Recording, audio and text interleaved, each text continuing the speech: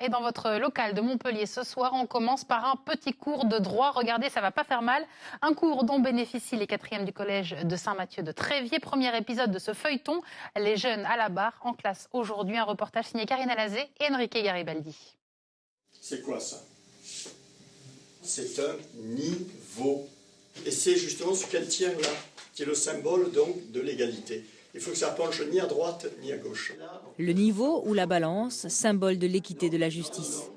Quand Michel Miaille, professeur de droit, intervient auprès de collégiens, il ne néglige aucun détail. Précision du vocabulaire, texte de loi, fonctionnement des institutions. Et avec lui, les notions les plus complexes deviennent compréhensibles. L'institution de notre pays. Déjà, c'est d'apprendre un peu à connaître un peu plus la justice et surtout ce qui se passe au tribunal, les métiers, tout ça. Et vraiment la signification de ce que c'est, les lois, les règles et ce qu'on doit respecter. L'idée de cette leçon de justice, c'est celle d'Audrey Marcoux, professeur d'histoire-géographie. Avec le soutien de sa direction et des parents d'élèves, toutes les classes de 4e du collège de Saint-Mathieu de Tréviers en bénéficient cette année. C'est un élément important du cours d'éducation civique. Au moins enlever, si possible, les idées préconçues autour de la justice. Pour eux, la justice, elle n'est pas toujours très juste. J'insiste sur le fait que la justice, elle est humaine et que son histoire, elle est très ancienne et que la Révolution française, il y a vraiment un lien avec l'histoire. Et c'est toujours difficile pour eux de faire en fait des liens entre l'histoire, l'éducation civique. Et là, on est vraiment en plein dedans. Une plongée dans le réel qui passe aussi par la diffusion d'extraits du film de Raymond Depardon, 10e chambre, instant d'audience, tourné au tribunal correctionnel de Paris. Je reconnais que j'avais peut-être bu un verre de vin. Je vous interromps. Vous n'êtes pas là parce que vous avez eu un problème avec un agent. Vous êtes là parce que vous avez violé la loi. Si la loi prévoit qu'à partir de 0,40... Le juge, il a l'emprise sur tout le monde. C'est lui le chef, quoi. Et il est vraiment, comment dire... C'est vraiment lui le chef. Enfin, voilà. Des fois, le prévenu, il essaye de mener en bateau le juge, mais l'Assemblée. Dernière étape de ce cours pas comme les autres, un jeu de rôle. Michel Miaille présente un scénario que les élèves vont interpréter. Il demande à Bertrand de surveiller le rayon du magasin pendant qu'il dérobe le téléphone. Quand on est à l'intérieur, on voit bien que ce qui se joue, c'est l'avenir de quelqu'un.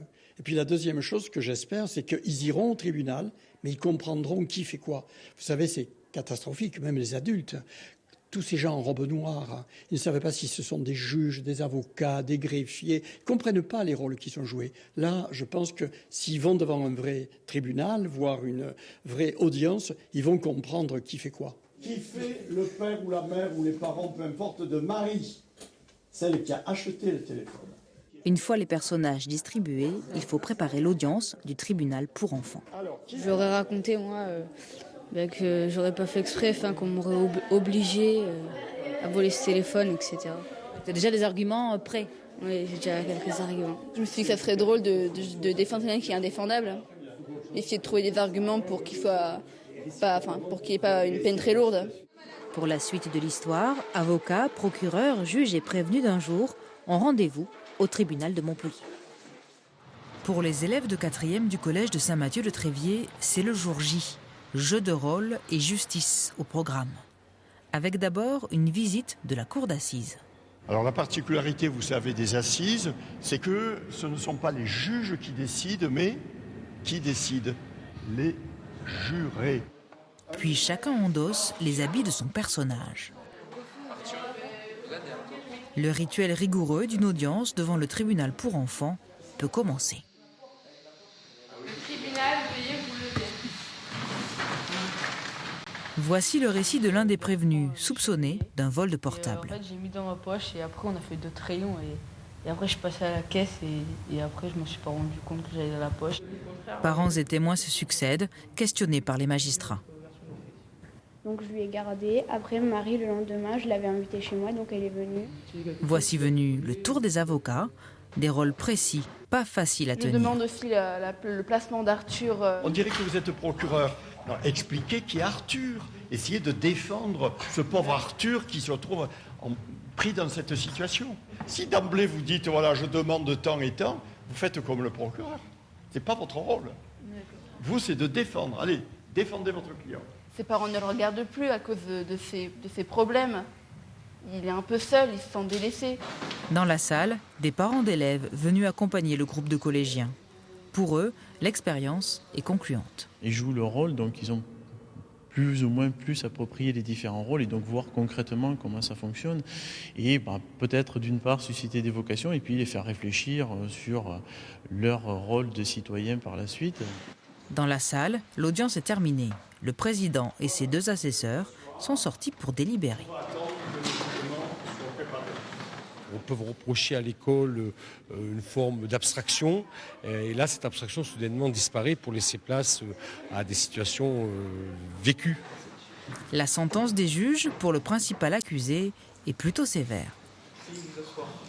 Arthur, le tribunal vous déclare coupable. Non, après en avoir délibéré, vous déclare coupable du vol du téléphone et vous condamne à un placement d'une année scolaire dans un internat. Vous pouvez vous rasseoir. Alors, les parents d'Arthur, ils ne sont pas contents. Ils voudraient aller en appel, ici, et refaire le jugement. Disperser des peines le plus justement possible. Apparemment, on n'a pas trop bien réussi, parce que tout le monde n'est pas d'accord. Et voilà, je pense que c'était le plus dur. C'était très difficile parce qu'on m'a tout retourné sur le dos, du coup j'avais du mal à me défendre après. Ça consiste à se servir des autres, à les accuser, à trouver des preuves contre eux pour les incriminer, pour que notre client paraisse plus gentil. Vous ne trouvez pas que c'est trop lourd pour un vol de téléphone? Non. Si demain il vole ou il fait plus que ça, une bagarre, je ne sais pas, vous allez l'envoyer à Cayenne. On se rend compte que ce n'est pas une idée vague qui flotte dans l'air. Rendre la justice, c'est s'engager soi-même dans une attitude, dans un rapport à l'autre qui suppose qu'on l'écoute, mais qu'on cherche quelque chose et qu'on va essayer de trouver une solution juste. Une attitude qui peut servir aussi en dehors des tribunaux pour des citoyens soucieux de bien vivre ensemble.